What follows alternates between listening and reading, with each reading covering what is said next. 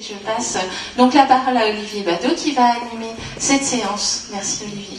Merci Carrie. Alors on est très honoré, la chaire E.Leclerc/ESCP Europe est très honoré de soutenir ce prix de thèse. Je voudrais dire, pardon. On va essayer, hein. Moi je suis les préceptes de mon maître, donc on va essayer d'en faire une. Alors 2 mots sur la chaire et son origine. Elle va bientôt avoir 2 ans. On a avec Michel et Edouard Leclerc, on a fait le même constat qui a été fait ce matin, c'est-à-dire qu'il y avait énormément d'évolutions, énormément de révolutions, il se passait plein de choses, et qu'il fallait rassembler l'ensemble des forces, des énergies, des savoirs, à la fois chez les professionnels, chez les chercheurs, les universitaires, etc., pour essayer de co-construire, le mot est à la mode, une espèce de compréhension de ce qui est en train de se passer dans le domaine du commerce, et comme le disait Michel, et comme le dit aussi, on ne sera pas assez nombreux pour comprendre tout ce qui se passe, donc c'est une chaire qui est une chaire non pas de Leclerc pour Leclerc, mais c'est une chaire de Leclerc et de l'ESCP Europe, avec tout ce que ça sous-entend, je vais revenir en termes de moyens de financement, etc., pour l'ensemble de la communauté. Ça veut dire que, d'ailleurs, certains d'entre vous, j'espère que de plus en plus recevez les invitations, etc., c'est pour absolument l'ensemble de la communauté, les autres grandes enseignes, les gens du monde digital, on travaille avec Alibaba, on va voir Sébastien cet après-midi, avec Amazon, avec West, avec tous les acteurs, mais aussi les grandes enseignes, les petites marques, etc., pour la communauté. L'autre enjeu, au-delà d'essayer de comprendre et de co-construire cette compréhension du commerce qui vient, qu'on a appelé commerce 4.0, et dans une société en mutation, d'ailleurs le nom de la chaire, c'est pas uniquement commerce 4.0, c'est prospective du commerce dans la société 4.0. Il se passe plein de choses, et on va aussi regarder les sous-bassements anthropologiques, sociologiques, urbanistiques, démographiques, j'ai bien compris qu'on allait maintenant aussi mettre un focal sur la démographie. L'autre enjeu, et quand je suis ici, je suis vraiment au nirvana, parce que je rêve de ce qui se passe ici.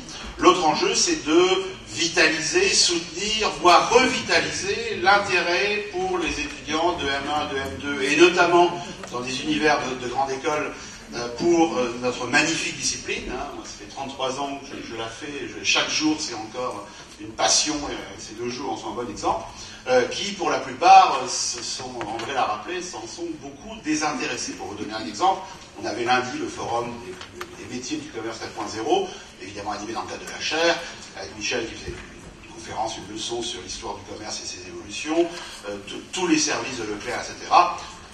Je dois dire que nous avons eu moins d'étudiants, et j'utilise une sorte de litote féministique, que le lendemain où il y avait le forum de la banque d'investissement, où là ils étaient à peu près 800, tous habillés pareil, donc ça c'est pour dans le sens. Donc c'est aussi ça l'intérêt, c'est et du point de vue des vocations au niveau plutôt M1 et M2, c'est pour ça que je suis ravi d'être ici et je félicite ce que vous faites, mais aussi du point de vue des chercheurs. Donc l'idée que la chaire soutienne les travaux des meilleures thèses de l'année en recherche et en distribution s'inscrit totalement dans cette logique. Un dernier mot, je vous montre le petit film. La chaire repose sur 3 piliers. Un pilier recherche, donc nous-mêmes avons aussi, d'ailleurs, on a dans la salle des doctorants, etc., puis des collègues. Nous avons d'ailleurs récupéré d'éminents collègues, comme le professeur Enrico Cola, Paul Lapoule, etc., des Devancia. On a toute une série de collègues, à partir de Paris, qui est là.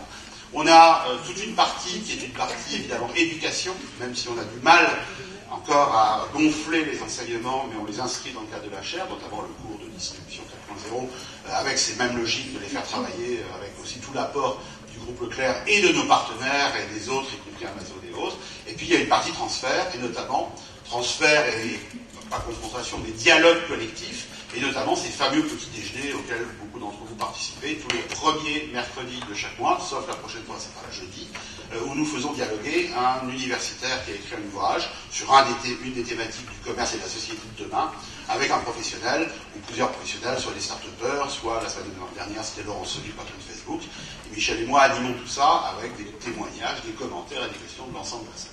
Voilà, donc c'est vraiment totalement dans notre mission, et nous sommes extrêmement ravis et honorés de soutenir cette initiative et ces travaux des meilleures thèses de l'année en distribution. Un microfilm pour vous donner un peu ce qu'on fait.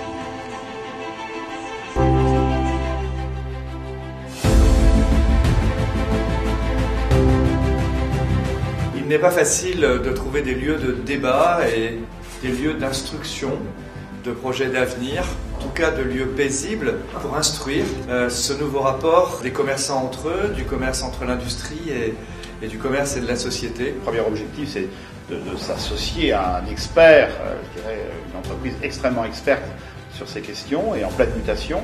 Le deuxième objectif, c'est de stimuler ou de relancer les vocations à haut niveau en matière de commerce et de commerce de demain. Avec Internet, qui va structurer complètement la relation avec les clients, on est sur une vraie rupture. Et donc, c'est très important de penser le futur de cette rupture.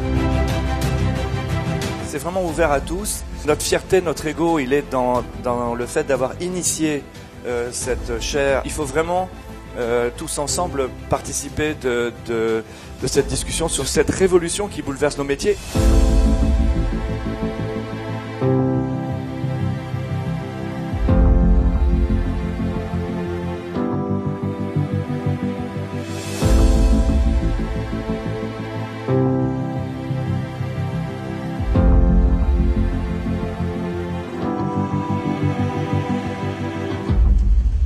Alors juste une micro-anecdote et deux excuses. Alors la micro-anecdote, vous avez vu ça dans le film, ça se voit là. Vous avez vu que certains ont dû voir, je me pose la question, que je veux hipstériser progressivement la barbe, la bague, bientôt le tatouage. C'est pour m'exempter de ce que n'arrête pas de me dire Michel, de me dire que je lui rappelle son propre directeur de thèse, que peut-être vous ne savez pas, mais il est docteur d'État en économie, et son directeur, je lui rappelle son propre directeur de thèse, qui apparemment l'a pas mal fait souffrir, même s'il l'a bien structuré mentalement, et par le physique, et par les attitudes, Raymond Barre.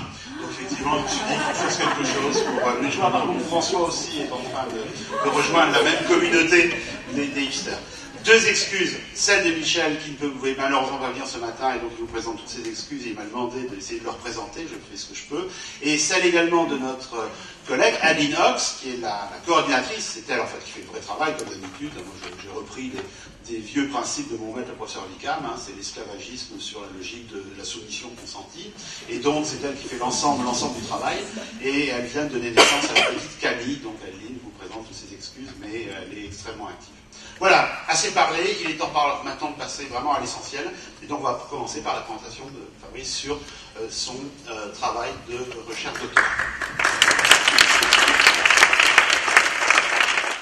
Merci professeur Nadeau. Ma thèse s'intitule donc Les réseaux de points de vente face au défi de l'uniformité du concept, le cas du commerce coopératif et associé. Je suis parti de Braddock, selon lequel tout réseau de points de vente, pour survivre et se développer, doit faire face à 4 défis. L'un de ces défis est celui de l'uniformité du concept. C'est d'autant plus important que l'uniformité du concept fait partie de la corbeille de la mariée. C'est-à-dire que tout entrepreneur qui veut rejoindre un réseau d'indépendants ou de franchisés vous souhaite bénéficier d'un concept, d'un savoir-faire et d'une assistance. L'uniformité du concept, c'est préserver l'intégrité et la valeur de la marque enseigne, tout en gardant une certaine flexibilité, comme ça a été rappelé tout à l'heure, pour s'adapter au marché local. Pour autant, ce défi peut dépendre totalement du réseau dans lequel il est mis en place. Le réseau succursaliste, la relation est top-down, très descendante, au niveau franchisé plutôt oblique, mais top-down aussi, alors que les réseaux de commerce coopératif et associés ont des relations de pouvoir totalement différentes. Différentes dans le sens où elles sont à la fois verticales et horizontales, et cela s'explique par la double nature du coopérateur, qui est à la fois client de la coopérative, mais aussi copropriétaire de celle-ci. Mais Braddock s'est intéressé aux réseaux intégrés et franchisés et a émis la théorie de la notion de réseau mixte. Réseau mixte qui développe des synergies et donc des processus encore supérieurs pour faire face aux différents défis. La question est donc de savoir comment les réseaux de commerce coopératifs et associés, qui sont relativement purs, très peu de présence avec d'autres types de réseaux, arrivent à faire face à ce défi. Pour cela, une phase qualitative a été menée auprès de 28 professionnels coopérateurs, dont Michel-Édouard Leclerc, Serge Papin, Claude Ruffat, etc. Différents responsables de centrales, différents coopérateurs. À l'issue de celle-ci, donc de cette étude de 4 cas, Leclerc eut Intermarché et Biocop, un modèle a été émis, un modèle avec 3 processus centralisés en haut, 3 processus décentralisés en bas, et 3 processus mixtes pour faire face donc à ce défi de l'uniformité du concept. À partir de là, une phase quantitative a été menée avec des construits issus de la littérature qui ont été adaptés donc à notre contexte et l'usage donc de PLS. Ce qui explique donc les différents construits ici. De cette analyse quantitative, évidemment des résultats ont pu être émis, et donc on arrive après à un modèle final donc, qui permet de justement théoriser la manière dont les réseaux de commerce coopératifs et associés font face au défi de l'uniformité du concept. Basé sur 245 répondants, uniquement des coopérateurs ou des commerçants associés, issus de 53 enseignes et de 16 secteurs différents, les 16 secteurs énoncés par la Fédération du commerce coopératif et associé. En termes de contribution, alors de manière très générale, avant de plutôt être spécifique sur l'uniformité du concept, cela a permis de mieux qualifier les membres, puisque certains, même dans les entretiens qualitatifs, se sont qualifiés eux-mêmes de franchisés ou franchiseurs-franchisés. Donc ça a permis de contribuer à la clarification de ces terminologies. Il s'agit bien de coopérateurs, d'associés, d'adhérents ou de sociétaires. C'est aussi important pour tous les entrepreneurs qui souhaiteraient rejoindre ces réseaux. Un réseau de commerce coopératif ou associé n'est pas un réseau de commerce franchisé. Il y a des différences et des plus-values dans chaque réseau. C'est aussi important pour le législateur, puisqu'il y a 2 ans, le projet de loi Macron a émis justement des confusions et a assimilé les franchises au réseau de commerce coopératif et associé. Ça a permis donc de clarifier différents éléments pour une forme de commerce qui représente 150 milliards et 7% du PIB. Ça a permis aussi de clarifier différentes notions qui sont particulièrement importantes pour ce type de réseau, la notion de parrainage, financier ou non, le tutorat, le mentorat, des certifications, la notion d'avis informel extrêmement importante pour des réseaux avec une grande partie décentralisée. Enfin, ça a permis donc de mettre un modèle pour faire face au défi d'uniformité du concept. Cela a été théorisé et diffusé grâce notamment à la Fédération du commerce coopératif et associé et auprès des différents répondants de cet élément. L'idée par derrière est qu'ils intègrent et optimisent les différents processus qui ont été énoncés pour en tirer différents bénéfices. Ces bénéfices sont les suivants. Tout d'abord, ça permet de faire face à l'uniformité des concepts permet de mieux diffuser les pratiques marketing. Cela permet de limiter les comportements de passagers clandestins ou opportunistes. Cela permet de mieux se différencier, puisqu'on parle de positionnement. Ça permet de rendre le concept plus compétitif, plus efficient, de bénéficier d'économies d'échelle, d'avoir un réseau plus attractif justement pour ces futurs entrepreneurs, et enfin de préserver l'intégrité et la valeur de la marque du réseau, qui est si important comme cela a pu être noté ce matin. Tout cela, tous ces avantages permettent d'avoir une plus grande fidélité des membres des réseaux de commerce coopératifs et associés. Cette plus grande fidélité doit permettre de mettre en place des stratégies à long terme, et pas uniquement à court terme, pour juste avoir des bénéfices, comme on parlait, juste financiers. Dernier élément, avant de conclure, notre objectif est aussi de diffuser donc ce modèle. Mon objectif a été celui-ci, et j'ai reçu par Alexandra Boutelier, qui est la responsable de la FCA, un témoignage comme quoi le directeur adjoint de Sinalia, qui est le réseau le plus ancien de commerce coopératif associé avec la Guilde des Orfèvres, 1895, et comme quoi, un témoignage sur lequel d'abord il a lu ma thèse, donc déjà j'en étais ravi cet été, une lecture de vacances tout à fait passionnante, oui, et relativement facile. Et il témoignait notamment sur le fait que ça l'aidait peut-être, a priori, à mieux définir l'orientation stratégique qu'il souhaitait donner au groupement. Je vous remercie.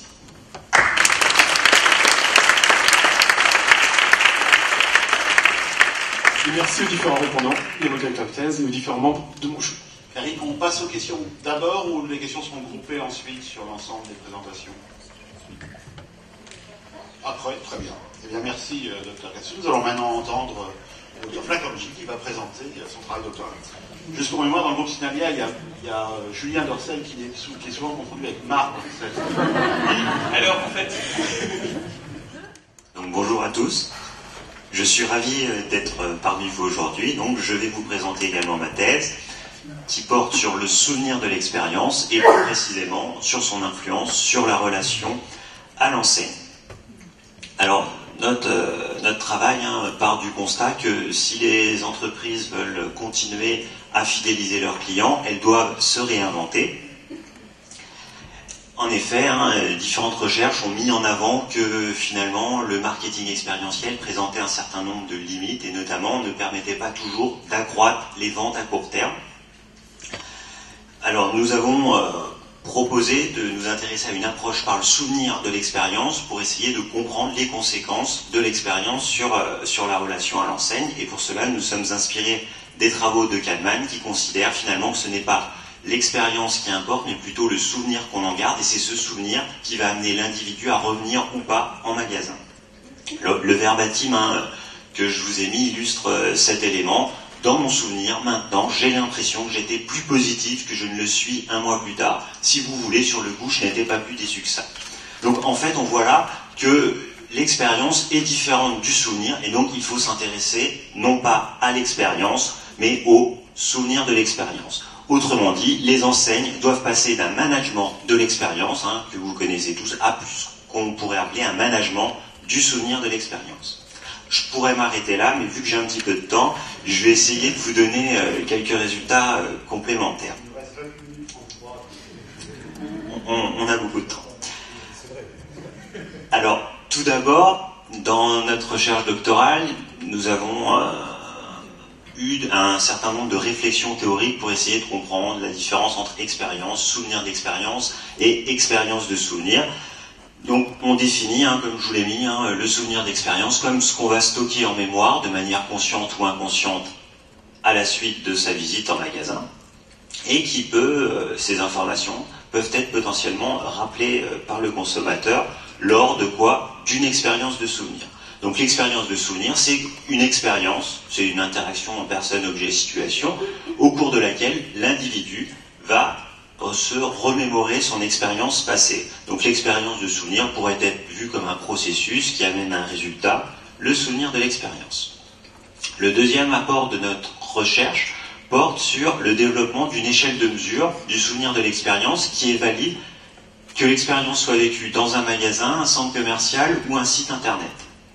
Donc pour cela, je ne vais pas rentrer dans les détails, on a interrogé aussi bien en quali qu'anti au total plus de 2500 personnes, dont, comme je vous l'ai indiqué, un certain nombre de manière longitudinale à différents moments dans le temps. Il ressort quoi? Il ressort que le souvenir de l'expérience, finalement, c'est un mix entre les travaux sur l'expérience et les travaux en psychologie sur la mémorisation. Et donc, on a mis en évidence 6 dimensions. Une dimension affective, une dimension activation qui indique que le consommateur peut être attiré aussi bien par l'environnement du magasin que les produits. Une dimension symbolique qui est davantage égocentrée, qui traduit finalement l'importance que peut revêtir l'expérience pour le consommateur. Une dimension valorisation de soi, au contraire de la dimension symbolique, qui est davantage orientée vers les autres. Et 2 dimensions qui sont davantage liées à la psychologie, sur la dimension nature, la richesse, l'accessibilité du souvenir, par exemple, et la dimension qu'on a qualifiée de reviviscence distanciatrice, qui traduit la prise de recul effectuée par le consommateur entre son expérience et ce qui lui reste. Nous avons également mis en évidence que le souvenir de l'expérience était un meilleur prédicteur de la relation à l'enseigne que ne l'est une mesure de la satisfaction globale. Enfin, pour terminer, une fois que les entreprises ont, par exemple, identifié ce dont leurs consommateurs se souviennent de leur visite, en recourant par exemple à l'analyse de réseau, comme je vous ai mis un petit exemple, les entreprises peuvent être en capacité de manager le souvenir de l'expérience, et cela peut se faire à 2 niveaux. Pendant la visite et après la visite. Alors pendant la visite, le début, la fin de l'expérience notamment, sont les 2 moments les mieux mémorisés par les consommateurs. Tout à l'heure, nous parlions également de proximité, que c'était très important, et effectivement, toutes les interactions, mais notamment les interactions avec le personnel en contact, sont les éléments les plus mémorisés de l'expérience. Donc des efforts sont à réaliser à ce niveau-là, et bien évidemment, l'échelle de mesure met en évidence que les entreprises peuvent focaliser leur attention sur une dimension ou plusieurs dimensions qu'elles souhaitent mettre en avant. Enfin, pour terminer, sur l'après-expérience, les entreprises se doivent de faire vivre à leurs consommateurs des expériences de souvenirs, de telle sorte à finalement consolider le souvenir. Et donc, ceci va ramener le consommateur normalement dans le point de vente. Or, pour cela, elles peuvent, par exemple, offrir des échantillons, elles peuvent également orienter leur communication, non pas, par exemple, sur les produits comme elles le font très souvent, mais plutôt sur une expérience que le consommateur aurait pu vivre. Et donc, ça peut potentiellement le replonger dans son expérience et lui l'amener à revenir en magasin. Je vous remercie pour votre attention.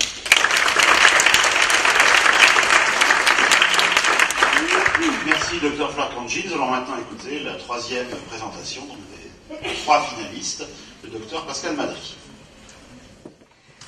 Ma thèse est une thèse en urbanisme, non pas en sciences de gestion, mais en urbanisme. Et donc avec un sujet particulier, celui du rapport entre la ville et le commerce. Je me suis intéressé à un vieux couple, aux relations de ce vieux couple.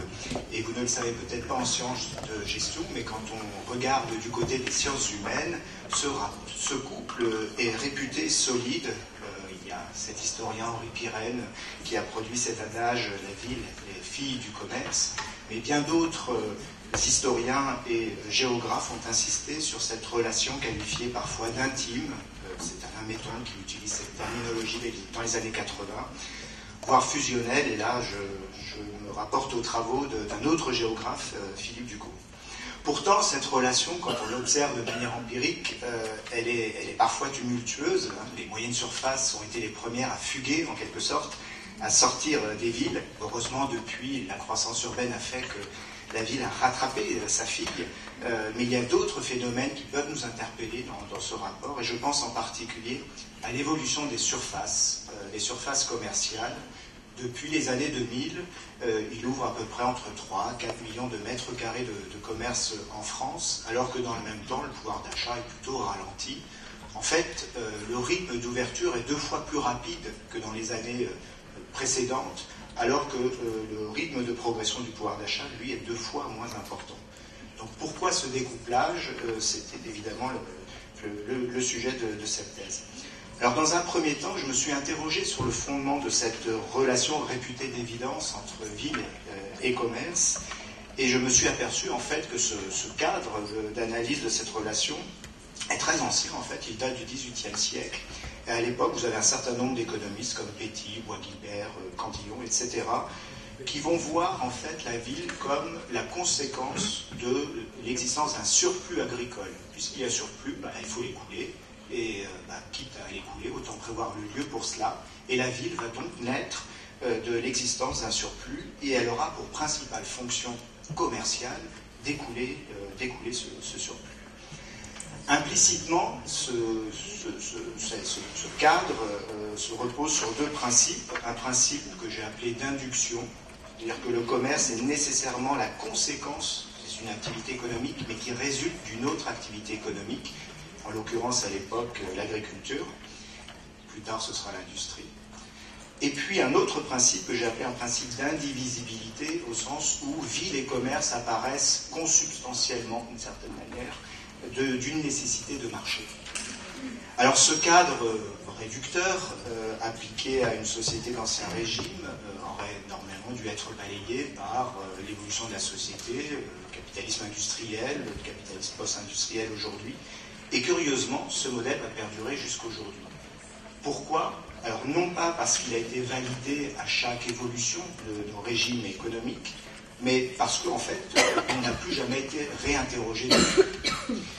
En fait, l'économie, dès le XIXe siècle, avec Adam Smith, va laisser de côté le commerce et les relations entre ville et campagne pour s'intéresser davantage au négoce entre les nations. Il n'y a que les géographes qui finalement vont maintenir ce modèle avec la théorie de la base, la théorie des lieux centraux, sans jamais finalement remettre en cause ces principes d'induction et d'indivisibilité.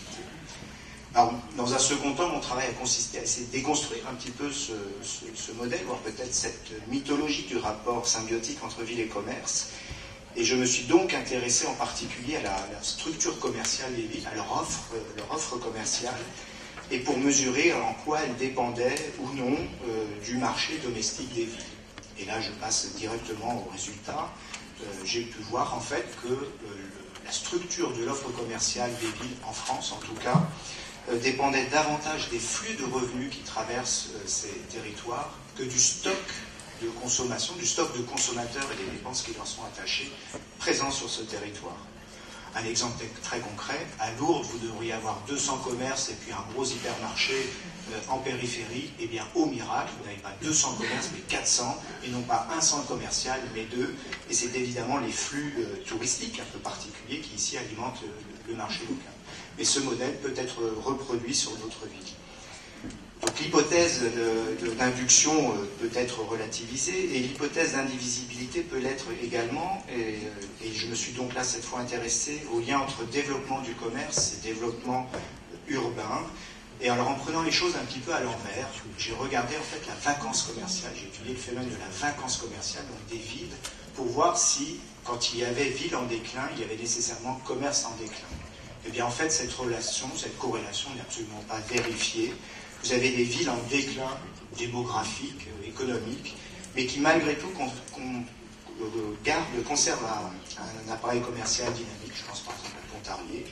Et puis vous avez des villes, au contraire, en expansion, très forte expansion démographique, Perpignan, Carcassonne, et qui en revanche connaissent des taux de vacances très élevés. Donc c'est de cette manière que j'invalide aussi l'hypothèse d'indivisibilité. Dans un dernier temps, il me fallait proposer un nouveau cadre pour essayer de comprendre ces relations complexes entre ville et commerce. Et j'ai proposé là de travailler à travers le concept de déterritorialisation. Mon jury a dû s'entraîner à prononcer ce terme. La déterritorialisation, c'est un concept qui est emprunté à Deleuze et Guattari, qui vient de la philosophie, mais qui a bien percolé aussi dans l'économie et dans la géographie. La théorie de la firme s'en est beaucoup inspirée, en écho, et du côté de la géographie, vous avez un certain nombre d'auteurs qui travaillent plutôt en géographie politique, qui ont travaillé par exemple sur les notions d'interterritorialité, sur les nouvelles formes de gouvernance territoriale. Donc j'ai utilisé en fait ces deux registres pour essayer de démontrer que le commerce en fait se déterritorialise au sens où le développement de ce secteur aujourd'hui relève de plus en plus de grandes entreprises, un peu à l'encontre de ce que André Torgmann disait tout à l'heure. La plus grande partie du chiffre d'affaires du commerce est aujourd'hui réalisée par des entreprises concentrées, intégrées, et que, un peu dans le sillage des firmes globales, ce commerce développe maintenant de nouvelles stratégies de création de valeur qui petit à petit l'éloignent en fait du métier de base, du métier historique qui est celui de la vente. Jeff de Bruges, par exemple, c'est à la fois un vendeur de chocolat, mais c'est aussi un acteur agroalimentaire qui produit des pralines, c'est aussi un courtier qui joue sur les cours du cacao, etc., etc. Et donc quand vous développez différentes activités, quand la vente ne va pas forcément très bien, vous pouvez compenser aussi avec d'autres métiers en jouant de flexibilité dans la chaîne de valeur globale de vos activités. Donc cette relation, je conclus, cette relation autrefois évidente est maintenant devenue beaucoup plus complexe, car située à l'articulation de deux espaces différenciés. Autrefois, ville et commerce jouaient dans la même cour, un même espace économique, un même espace urbain. Aujourd'hui, le commerce se situe dans des espaces de régulation et d'accumulation construits à partir plutôt de réseaux. Et les villes, elles, jouent là aussi sur des modes de régulation et d'accumulation, mais sur des modes plutôt multiscalaires, c'est-à-dire à différentes échelles territoriales. Et c'est évidemment l'intersection de ces deux modes qu'il s'agit de comprendre aujourd'hui dans toute leur complexité. Si j'ai 30 secondes pour évoquer les apports pragmatiques qu'il peut y avoir derrière, pour les distributeurs, évidemment, ce type de travail les alerte sur l'attention qu'il faut porter soit aux clients, soit à la croissance organique. Développer des mètres carrés sans le sous-jacent de la consommation, ce peut être dangereux. Et regardez aujourd'hui les arbitrages en termes d'optimisation de parcs qui se multiplient. Pour les foncières, on l'a dit tout à l'heure aussi, l'attention doit être d'abord vers le locataire, moins peut-être que vers le financement des opérations. Et pour les collectivités, attention aux consommateurs citoyens, peut-être plus qu'à la question de la position de la ville sur la scène de la compétition territoriale. Merci. Merci, Dr. Labrie. Afin de maintenir un suspense soutenable, nous avons 3-4 minutes pour quelques questions à nos 3 jeunes docteurs.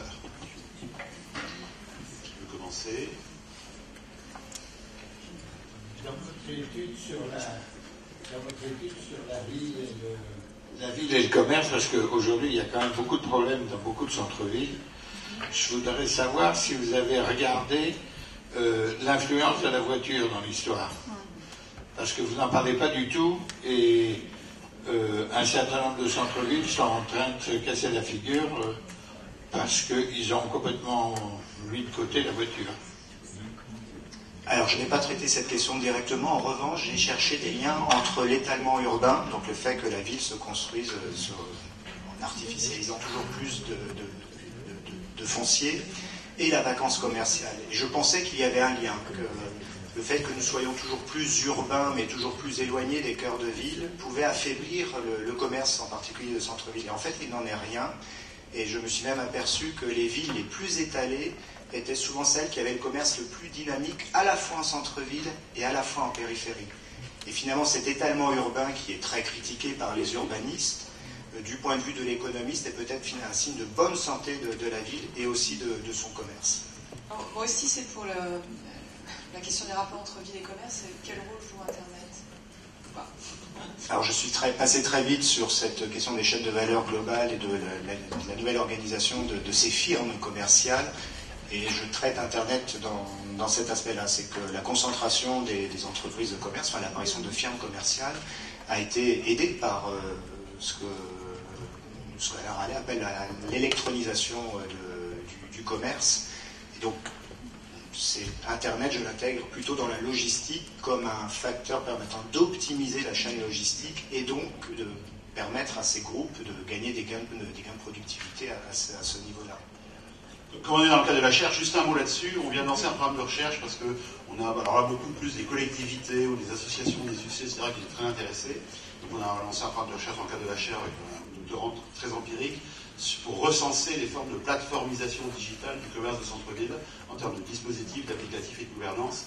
Alors c'est que le début, on verra, peut-être qu'on courra d'ailleurs notamment pour le prix, mais effectivement c'est une question absolument majeure, et notamment avec la question des places de marché, qu'elles soient mondiales ou marchandes ou territoriales, c'est comment laisser dans le dispositif des places de marché et autres, et notamment en mobilité, les commerçants de centre-ville qui peuvent avoir un rôle aussi bien de fournisseurs de produits repérés à travers le smartphone et les places de marché, mais aussi sur une partie de la micro-logistique urbaine, etc. C'est une question absolument centrale. Alors j'ai une question, c'est pour Monsieur Flakanji.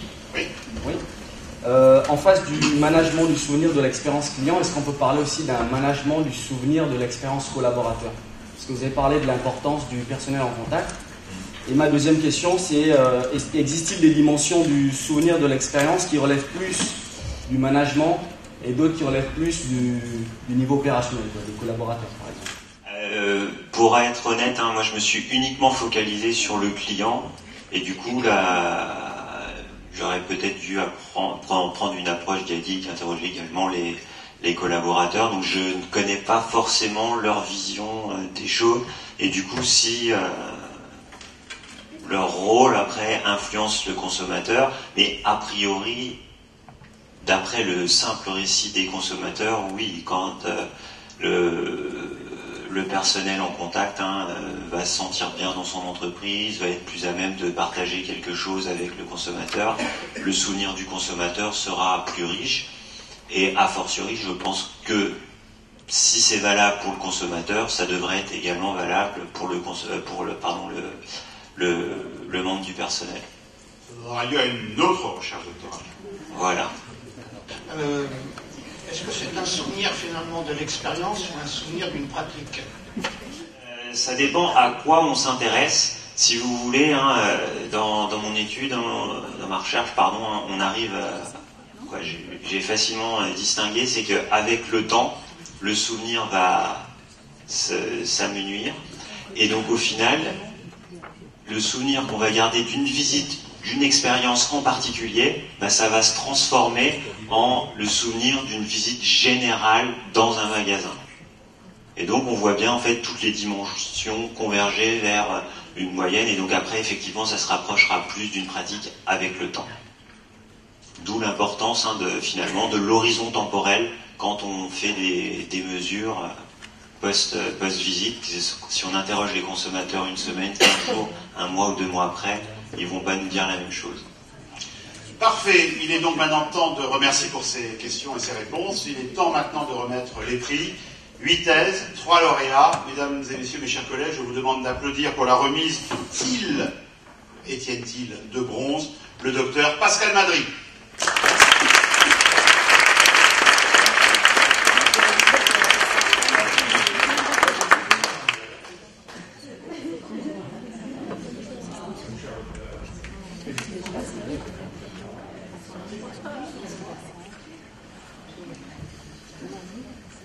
Bravo. Je vous rappelle sa recherche doctorale sur le lien entre la ville et le commerce et la déterritorialisation. Je vous demande d'applaudir maintenant pour la remise du TIL d'argent, le docteur Fabrice Cassou.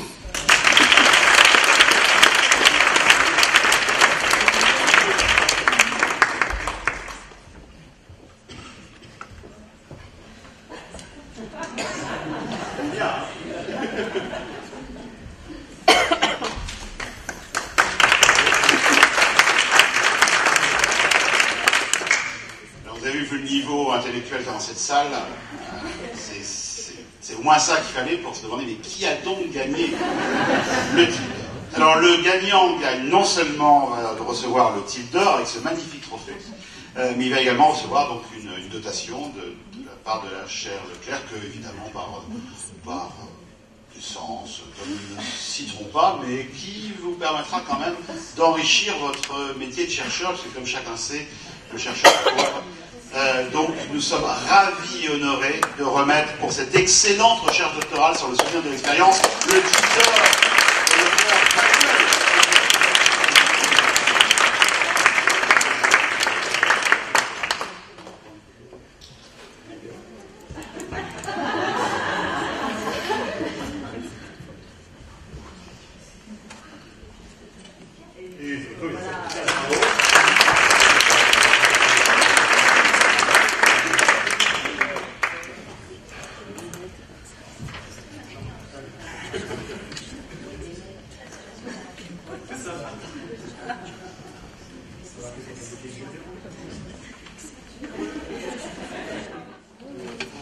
Bonjour, de nouveau, encore. Mais merci beaucoup, du coup je sais plus quoi dire. Sinon, je tenais vraiment à remercier le comité d'organisation du colloque Étienne Thiel. C'est ici que j'ai fait mon premier colloque doctoral, c'est ici que j'ai présenté ma première vraie communication tout seul en tant que chercheur, donc je suis vraiment ravi. Et je tiens à remercier les professeurs Fizer et Herman qui m'avaient encadré pendant ma thèse et toute l'équipe de Dijon dont Blandine est présente ici. Je tiens également à remercier l'Université de Bordeaux et accessoirement j'ai une pensée très amicale pour Fabrice Cassou. On arrive les deux à l'Université de Bordeaux qui ne faisait pas de distribution jusqu'à présent et j'espère qu'on va pouvoir faire de belles choses dans ce domaine.